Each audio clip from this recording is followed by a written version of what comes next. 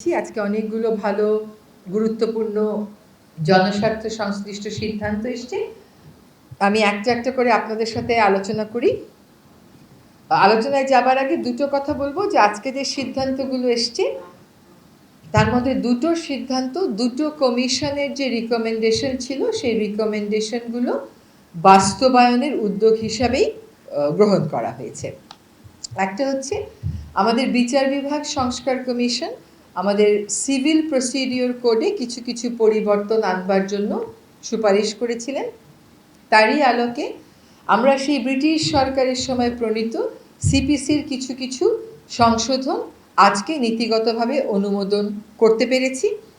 আপনারা জানেন যে বাংলাদেশে একটা কথা আছে যে কারোর সাথে শত্রুতা করতে গেলে একটা ল্যান্ড মামলা জুড়ে দাও, তাহলে 3 জেনারেশনে সেই মামলা আর শেষ হবে না। তো আজকে সেই 3 জেনারেশন যেন না লাগে, 1 জেনারেশনেই যেন মামলা শেষ করা যায়, সেজন্য সিপিসির কিছু সংশোধনী আনা হয়েছে যাতে করে যারা বিচার প্রার্থী তাদের সময় কম লাগে, তাদের টাকা কম লাগে। অনেক সময় আমরা যারা উকিল আছি তারা নানান অজুহাতে বিভিন্ন সময় নিয়ে মামলার প্রক্রিয়া বিলম্বিত করি, সেটা যেন না হয় সেরকম কতগুলো সিদ্ধান্ত এসছে। কয়েকটা উদাহরণ আমি আপনাদেরকে দিচ্ছি। যেমন আগে যেটা হতো যে একটা মামলার রায় হয়ে যাওয়ার পরেও আবার জারি মোকদ্দমা করতে হতো এই মামলার রায় বাস্তবায়নের জন্য। এখন বলা হচ্ছে যে যখন রায় দেওয়া হবে ওই রায়ের মধ্যেই এক্সিকিউশনের বিষয়টা ইনক্লুড করে দেয়া হবে। আবার ওই যে বিভিন্ন সময় নেওয়ার কথা বলা হতো যে উকিলরা দাঁড়িয়ে সময় নেবে, এখানে বলে দেয়া হয়েছে যে সর্বোচ্চ কয়বার সময় নেওয়া যাবে। আবার লিস্টে ফুল হিয়ারিংয়ের জন্য কয়টা মামলা সর্বোচ্চ নেওয়া যাবে, আর পার্শিয়াল হিয়ারিং হয়ে আছে পার্ট হার্ড ম্যাটার এরকম কয়টা লিস্টে সর্বোচ্চ ইনক্লুড করা যাবে। বিচার প্রক্রিয়াটা আমাদের অনেকাংশেই এখনও সেকেলে রয়ে গেছে। বিচার কার্যক্রমকে আধুনিকায়ন করতে এটা বলা হচ্ছে যে আমরা সমন জারিটা এখন থেকে টেলিফোনের মাধ্যমে, SMS এর মাধ্যমেও বা অন্য মডার্ন যে ডিভাইসগুলো আছে, মডার্ন যে মেথডগুলো আছে তার মাধ্যমেও করতে পারবো। আর ফাঁসিয়ে দেওয়ার জন্য ভুয়া মামলা করা হয়, আগে সেটার শাস্তি ছিল 20,000, এখন সেটাকে বাড়িয়ে 50,000-এ করা হয়েছে। সিপিসির এই হচ্ছে বড় বড় যে সংশোধনীগুলোর কথা বলা হয়েছে সেটা। আরেকটা কথা একটু আপনাদেরকে বলতে হবে, এটা আমি খুব খুশি মনে আপনাদেরকে জানাতে চাই যে আমাদের অভিন্ন নদীর পানি ভাগাভাগি নিয়ে, পানি ব্যবস্থাপনা নিয়ে আমরা সবসময় বলি যে আমরা আন্তর্জাতিক আইনগুলো কেন স্বাক্ষর করছি না। এই অভিন্ন জলরাশির পানি ব্যবস্থাপনা নিয়ে আন্তর্জাতিক ক্ষেত্রে দুটো আইন আছে জাতিসংঘের।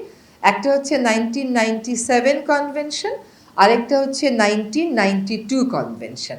1997 কনভেনশনটা 1914 সালে কার্যকর হয়, অর্থাৎ উজানের দেশগুলোর অনীহার কারণে মাত্র 36টা দেশের স্বাক্ষর লাগতো, সেই স্বাক্ষর পেতেই লেগে যায় 17 বছরেরও বেশি।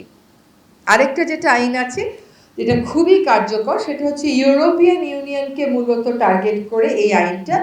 যদিও এটা ইউরোপিয়ান ইউনিয়নকে টার্গেট করে এই আইনটা 1992 সালে, এটা কিন্তু 2016 সালে সকল দেশের জন্যই উন্মুক্ত করে দেয়া হয়েছে এবং এ পর্যন্ত প্রায় 11টি দেশ ইউরোপিয়ান ইউনিয়নের বাইরে এটাকে স্বাক্ষর করেছে। তার মধ্যে বেশিরভাগ দেশই হচ্ছে আফ্রিকান।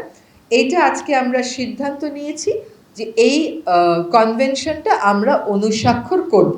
এর আগে যত প্রক্রিয়া ছিল সংশ্লিষ্ট জনদের সাথে আলাপ আলোচনা করা, আন্তঃমন্ত্রণালয়ে আলাপ আলোচনা করা, তারপরে ওই কনভেনশনের সেক্রেটারিয়েট থেকে লোক আসে, সবই আমাদের হয়ে গেছে।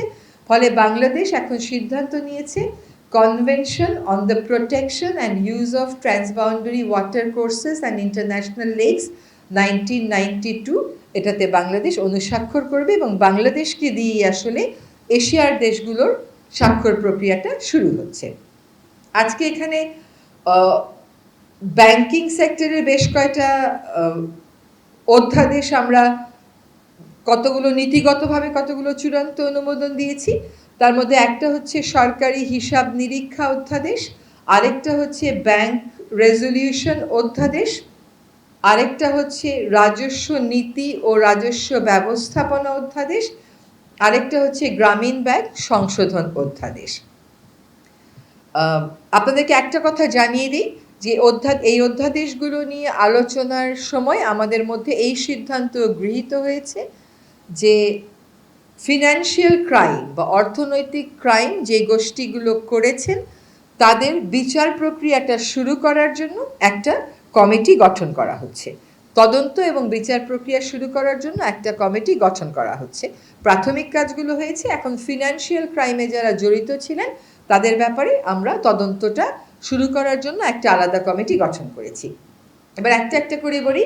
সরকারি হিসাব নিরীক্ষা অধ্যাদেশ যেটা আছে, এটা আপনারা জানেন যে 1974 সালে একটা আইন ছিল। সে আইনের অতিরিক্ত হিসাবে, সম্পূরক হিসাবে এই অধ্যাদেশটা আজকে আমরা অনুমোদন দিয়েছি। এটার উদ্দেশ্যটা হচ্ছে যে আন্তর্জাতিক অডিটিংয়ের ক্ষেত্রে আন্তর্জাতিক কিছু স্ট্যান্ডার্ড আছে, সেই স্ট্যান্ডার্ড এবং প্র্যাকটিসগুলো যেন বাংলাদেশের কন্ট্রোলার এবং অডিটর জেনারেলরাও মেনে চলেন সেটা নিশ্চিত করা, যাতে করে সরকারি অর্থের সঠিক ব্যয় আমরা নিশ্চিত করতে পারি, সেক্ষেত্রে স্বচ্ছতা আমরা নিশ্চিত করতে পারি।